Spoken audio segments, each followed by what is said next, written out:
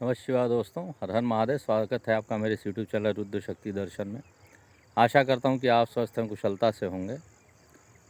दोस्तों, बहुत से लोग होते हैं जो इस ज़िंदगी से शॉर्टकट का रास्ता अपनाना चाहते हैं, जैसे कि पैसा कमाना है, आगे बढ़ना है, व्यापार को आगे बढ़ाना है, अच्छी नौकरी पानी है। इसके लिए क्या करते हैं कि ये लोग काले जादू का सहारा लेते हैं, तंत्र मंत्र का सहारा लेते हैं, अघोरियों का सहारा लेते हैं, अवघड़ों का सहारा लेते हैं, जो कि ये सर्वथा अनुचित कार्य हैं।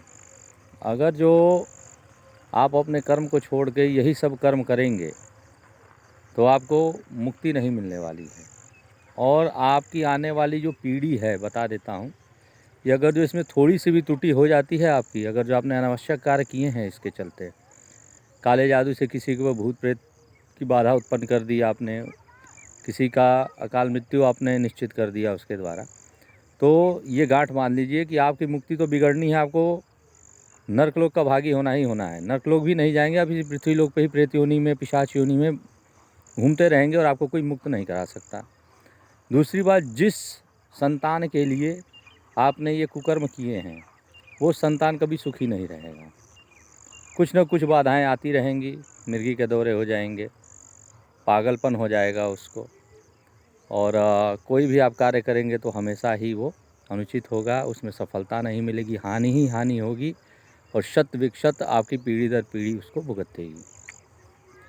तो जितने भी ये काले जादू टोटके के चक्कर में आप पड़ते हैं, इनसे दूर रहिए, क्योंकि जो ये सब करते हैं और अवघड़ तांत्रिक जितने भी हैं, तो ये क्या होते हैं कि अपने खुद माता पिता का ऋण नहीं ये लोग अदा करते हैं। जिन माता पिता ने इनको पैदा किया है उनके ऋण से ये भी मुक्त कभी नहीं होते हैं, क्योंकि इनकी मृत्यु के बाद इनकी योनि नहीं बदलती है। और ये कहने को कि हम महादेव के भक्त हैं तो हम इनके भक्त हैं तो मुक्ति पा जाएंगे, ऐसा नहीं है।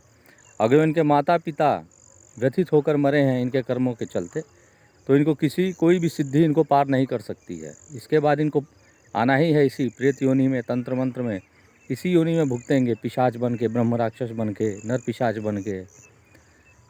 तो ये आसान क्रियाएं नहीं होती हैं और ये सर्वथा अनुचित क्रियाएं होती हैं। आपको पूजा पाठ बताया गया है, आपको सात्विक चीज़ें बताई गई हैं, अच्छे कर्म बताए गए हैं, तो ये आप करते क्यों नहीं हैं? ये सही कर्म जब आप करेंगे तो आपको कोई हानि नहीं होगी। लेकिन शॉर्टकट का चक्कर अगर जो आपको लग गया कि तंत्र मंत्र काला जादू, तो ये आपको हानि ही देगा, ये लाभ नहीं देने वाला है। और इससे आपकी पीढ़ी दर पीढ़ी, एक बार आपने शुरू कर दिया ये, तो आपकी जितनी भी आने वाली पीढ़ियाँ हैं इसका परिणाम अवश्य ही नकारात्मक रूप में भुगतेंगी, और ऐसी भुगतेंगी कि वैसा आपने कभी सपने में सोचा नहीं होगा। आप तो प्रेत योनि में घूमते ही रहेंगे, और उसी समय आप देखेंगे कि आपकी पीढ़ी, जिस पीढ़ी के लिए आपने ये सब कार्य शुरू किया है, उसका किस तरह से हनन होता है, किस तरह नाश हो जाता है, आपका समूल नाश हो जाएगा पूरे पीढ़ी का। तो सावधान रहिए, इन सब चीज़ों से सर्वथा दूर रहिए, सकारात्मक कर्म करिए और अच्छा जीवन जिए, भगवत स्मरण करते रहिए, यही आपके लिए लाभकारी होगा। धन्यवाद।